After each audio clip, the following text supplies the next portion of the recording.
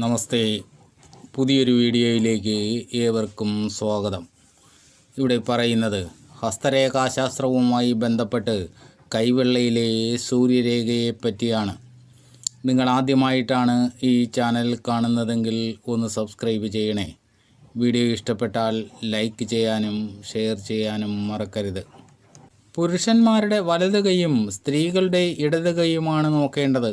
കൈവെള്ളയിലെ മണ്ഡലങ്ങൾ ഏതൊക്കെയാണെന്ന് ആദ്യം നമുക്ക് നോക്കാം. ചൂണ്ടുവിരലിൻ്റെ അടിയിൽ കാണുന്ന മണ്ഡലമാണ് വ്യാഴമണ്ഡലം.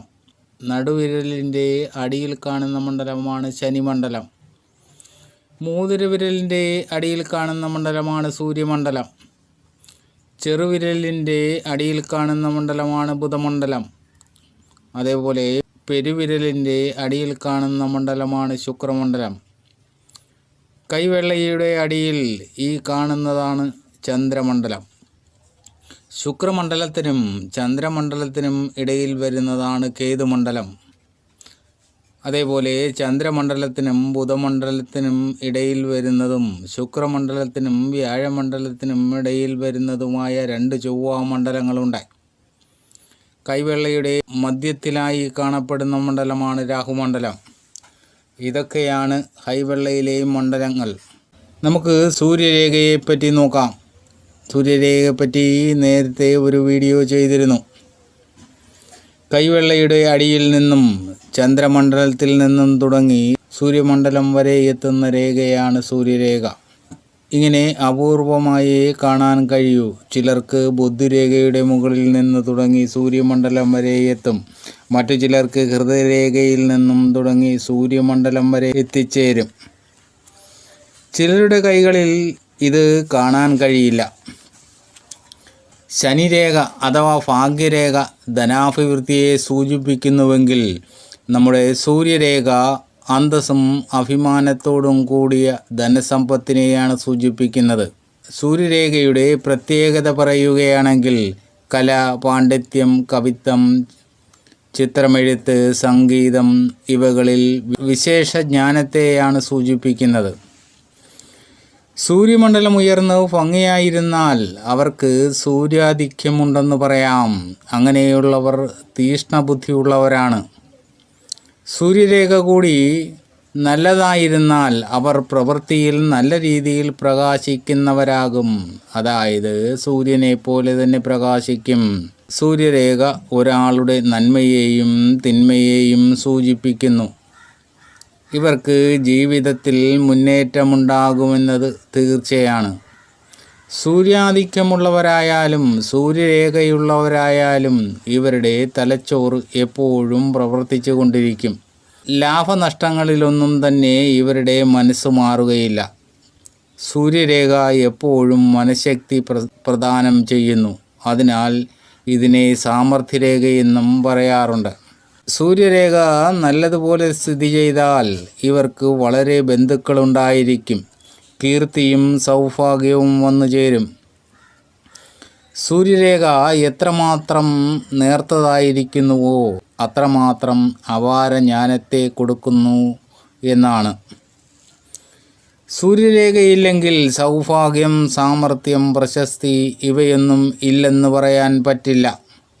സൂര്യമണ്ഡലം ഉയർന്നിരുന്നാലും വിശേഷ ഫലങ്ങൾ ലഭിക്കുമെന്നാണ്.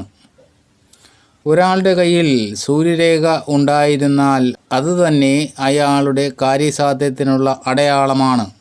സൂര്യരേഖ എത്രമാത്രം നീളമുണ്ടായിരിക്കുന്നുവോ അത്രമാത്രം സൗഭാഗ്യമുണ്ടായിരിക്കും.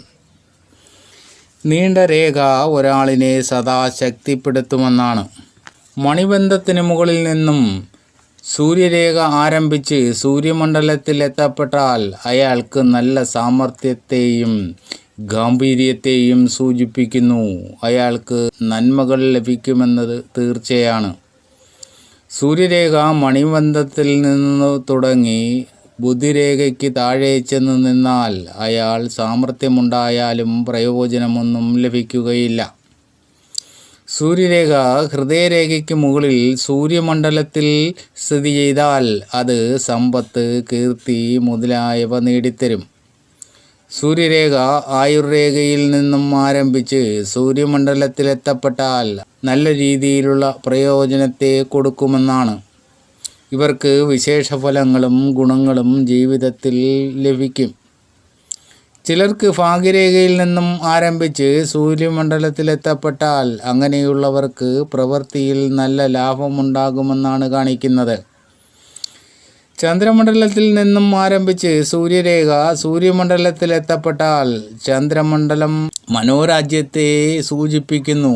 അവർക്ക് കാൽപ്പനികതയുള്ളതിനാൽ അവർ കവിയോ കഥാകൃത്തോ ആയിരിക്കും. ഇവരുടെ വിരലുകളുടെ അഗ്രഭാഗം കൂർത്ത് മൃദുവായിരുന്നാൽ അവർ പഠിത്തത്തിലും കവിതാലാപനത്തിലും മുഴുകി ജീവിക്കുന്നവരാകും. സൂര്യരേഖ ബുദ്ധിരേഖയ്ക്കും ഹൃദയരേഖയ്ക്കുമിടയിൽ, അതായത് ചൊവ്വാമണ്ഡലത്തിൽ നിന്നും ആരംഭിക്കുകയാണെങ്കിൽ വളരെ അടക്കമുള്ളവരായിരിക്കും.